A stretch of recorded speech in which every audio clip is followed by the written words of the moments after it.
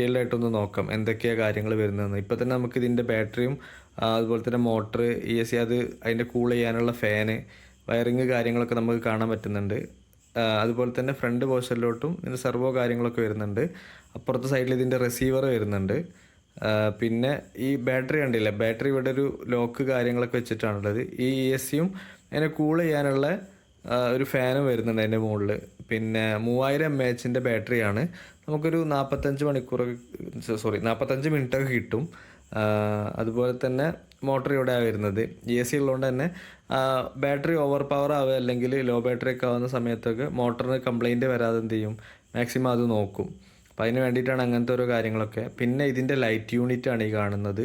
ഇതിൻ്റെ വയറിങ് ചെയ്തേക്കുന്നത് എല്ലാം നല്ല ഒതുക്കത്തിൽ ചെയ്ത് വെച്ചിട്ടുണ്ട്. കാരണം ഒരുപാട് ലൈറ്റ് ഉണ്ട്, ഇൻഡിക്കേറ്റർ, ഹെഡ് ലൈറ്റ്, അങ്ങനെ കുറേ ലൈറ്റും കുറേ ഫങ്ഷനാലിറ്റി ഒക്കെ ഉണ്ട്.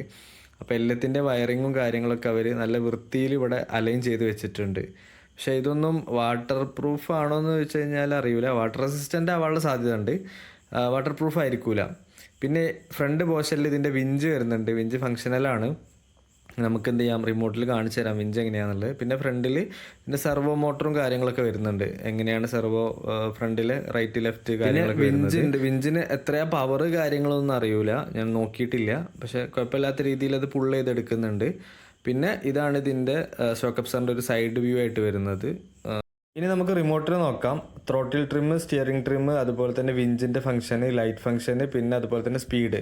ഇതിൻ്റെ സ്റ്റിയറിംഗ് ആണിത്. ബാക്കിൽ ഓൺ ഓഫ് ബട്ടൺ വരുന്നുണ്ട്. താഴെയാണ് ബാറ്ററി കമ്പാർട്ട്മെൻറ്റ്, 4 AAA ബാറ്ററി.